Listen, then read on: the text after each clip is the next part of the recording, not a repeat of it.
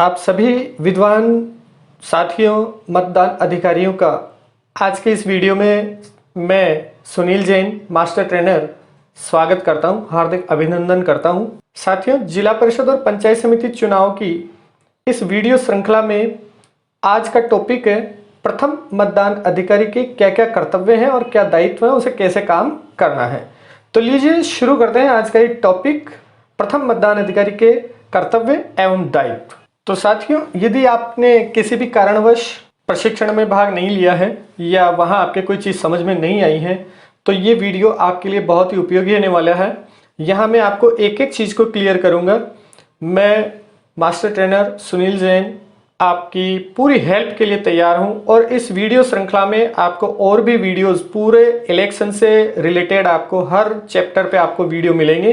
तो अभी तक आपने चैनल को सब्सक्राइब नहीं किया है तो प्लीज़ चैनल को सब्सक्राइब जरूर कर लें और वीडियो को लाइक करके जाना नहीं भूलें। इसके अलावा अगर आपकी कोई क्वेरी होती है, कोई प्रश्न होता है तो आप कमेंट बॉक्स में कमेंट जरूर करें ताकि मैं आपका उसका सॉल्यूशन अवेलेबल करा सकूं।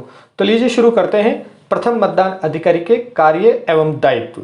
तो साथियों, इस बार जिला परिषद और पंचायत समिति चुनाव में इस बार हमारी टीम में 4 के बजाय 5 मेंबर होने वाले हैं, यानी 5 व्यक्तियों की एक टीम रहेगी जिसमें एक पीआरओ साहिबान और 4 अन्य जो टीम के साथी हैं मतदान अधिकारी वो रहेंगे।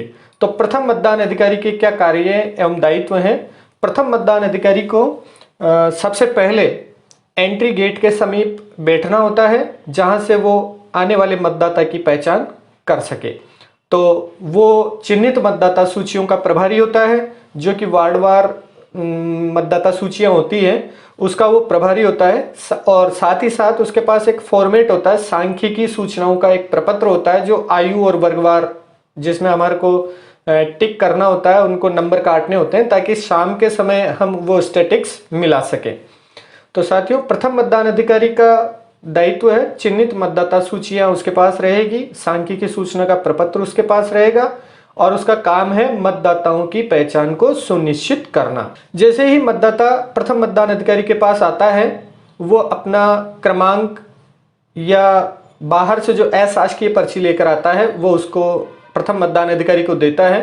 प्रथम मतदान अधिकारी अपनी चिन्हित मतदाता सूची में उसका नाम ढूंढता है और तत्पश्चात उसका क्रमांक और उसका नाम जोर से तेज आवाज में वो बोलता है ताकि पीछे बैठे हुए अभिकर्ता जो हैं वो उसको सुन सके और उसकी पहचान को अगर चुनौती करनी है तो वो इसी स्तर पर कर सके। इसके बाद मतदाता की बाईं तर्जनी पर उसको अमिट शाही के निशान की जांच करनी होती है कि क्या वो मतदाता पहले कहीं मतदान करके तो नहीं आया है, और अगर उसकी बाईं तर्जनी पर किसी तरह का अमिट शाही का निशान है तो उसे मत देने के लिए अनुज्ञात नहीं किया जाएगा। इसी के साथ आयोग द्वारा स्वीकृत पहचान दस्तावेज के आधार पर मतदाता की पहचान सुनिश्चित करने का दायित्व भी प्रथम मतदान अधिकारी का होता है। मतदाता सूची में मतदाता का नाम खोजना एवं उसकी प्रविष्टियों को तेज आवाज में बोलना ताकि पीछे बैठे एजेंट उनको सुन सके और अगर आक्षेप करना है तो वो इसी स्तर पर आक्षेप कर सके। ये वैकल्पिक फोटो दस्तावेज के जो 12 दस्तावेज आयोग ने निर्धारित किए हैं वो हैं, यानी इपिक कार्ड के अलावा 12 क्या दस्तावेज मान्य हैं। पहला है आधार कार्ड, दूसरा passport, driving licence, PAN card, MNREGA job card, सांसद विधानसभा, ये करके ऐसे ये पूरा का पूरा जो लिस्ट है ये आपको अपनी सामग्री के साथ भी इस दस्तावेजों की सूची आपको उपलब्ध होगी और आप चाहें तो यहाँ से भी इसका स्क्रीनशॉट ले सकते हैं। तो ये इपिक कार्ड और इपिक के अलावा 12 दस्तावेजों के आधार पर आपको उनकी पहचान सुनिश्चित करनी है। साथियों, मतदाता की पहचान सुनिश्चित होने के बाद मतदाता सूची में मतदाता के कॉलम में इस प्रकार से अंकन करना है। यहाँ विशेष ध्यान रखें, पिछले लोकसभा और विधानसभा चुनाव में कुछ डिफरेंट टाइप से हमने ये काम किया था, जबकि इस पंचायत राज चुनाव में हमारे को इसको अलग टाइप से इस काम को करना है। जैसे लोकसभा विधानसभा चुनाव में हमने तिरछी लाइन करी थी, लेकिन इस चुनाव में आपको मतदाता के नाम के नीचे अंडरलाइन करनी है। ध्यान दें, इस बार आपको मतदाता के नाम के नीचे अंडरलाइन करनी है।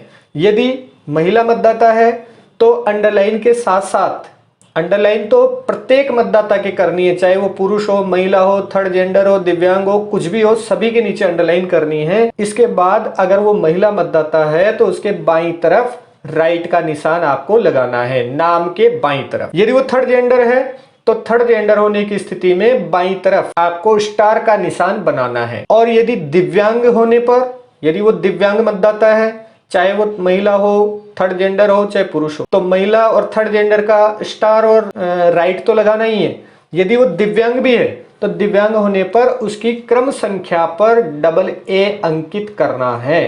क्रम संख्या पर ध्यान दें आप, यहां पर क्रम संख्या पर आपको डबल ए अंकित करना है। इसी के साथ पहचान का जो दस्तावेज वो ला रहा है उसके आधार पर आपको उसके नाम के आगे ई या डी का अंकन करना है। यदि वो इपिक कार्ड लेके आ रहा है तो आपको ई लिखना है, और यदि अन्य दस्तावेज लेके आ रहा है तो आपको डी लिखना है। इसी के साथ आयु एवं वर्गवार जो आपकी सांख्यिकी सीट है उसमें भी आपको नंबर काटने हैं कि वो कौन से आयु वर्ग का मतदाता है, कौन से वर्ग का मतदाता है। पुरुष है, महिला है तो पुरुष वाली सीट में काटना है, और महिला है तो महिला वाली सीट में आयु अनुसार उनके नंबरिंग को काटना है। अब यह ध्यान देने योग्य जो बातें हैं, मतदाता की बाईं तर्जनी के अमिट का निशान होने पर वोट देने की अनुमति नहीं दी जाएगी। एक चीज तो आप ये ध्यान रखें, पहचान केवल अधिकृत दस्तावेजों के आधार पर ही की जाएगी। जो इपिक कार्ड और इपिक के अलावा जो 12 दस्तावेज हैं उन्हीं के आधार पर पहचान की जाएगी। तीसरा है, मतदाता के पहचान पर्ची साथ में नहीं लाने पर भी उसका नाम मतदाता सूची में ढूंढकर मतदान करवाया जाएगा। ऐसा नहीं है कि मतदाता अगर पर्ची जो बाहर से राजनीतिक काउंटर के वहां से जो पर्ची लेकर आता है, अगर वो नहीं लेकर आता है तब भी हमें उसका मतदान कराना है, हम उसे मतदान से वंचित नहीं करेंगे। तो ये भी आप सुनिश्चित करें। ये कुछ सैंपल आपके सामने हैं कि ये PO1 द्वारा चिन्हित मतदाता सूची में कैसे मार्किंग करनी है। ये देखिए आप, ये थर्ड जेंडर है, इसके लिखा हुआ है लिंग के आगे थर्ड जेंडर, तो इसके मतदाता है तो मतदाता के नाम के नीचे अंडरलाइन हमने कर दी, और चूंकि थर्ड जेंडर है इसलिए स्टार बना दिया। यहाँ देखिए आप, ये पुरुष मतदाता है तो ना अंडरलाइन कर दी, इपिक लेके आया था, ई लिख दिया, और दिव्यांग होने के कारण डबल ए लिख दिया। तो ये सैंपल है। अब यहाँ कुछ महत्वपूर्ण चीजें और हैं। बाहर जो राजनीतिक दलों के जो काउंटर हैं वहां से मतदाता पर्ची लेकर आता है, उस पर निर्वाचन क्षेत्र का नाम, मतदान केंद्र का नाम, संख्या, मतदाता का नाम, इनके अलावा और कोई चुनाव चिन्ह या राजनीतिक दल का संदेश ऐसा कुछ भी नहीं होना चाहिए। यदि ऐसा होता है तो आप पीछे बैठे हुए एजेंट के थ्रू या BLO के थ्रू बाहर मैसेज करवाएं उन काउंटरों पर, और उनको आप रुकवाएं, उनको ऊपर से कटवा कर ही आप वो पर्चियों को अंदर आने की इजाजत दें। तो साथियों, मैं समझता हूं कि प्रथम मतदान अधिकारी के कर्तव्यों और दायित्वों से आप भली भांति परिचित हो चुके हैं। यदि फिर भी किसी तरह के कोई कंफ्यूजन रहता है, कोई आपको डाउट रहता है, तो निश्चित रूप से आप कमेंट बॉक्स में मुझे कमेंट करिए, मैं तुरंत से तुरंत मैं आपको उसका रिप्लाई करूंगा। जय हिंद, जय भारत।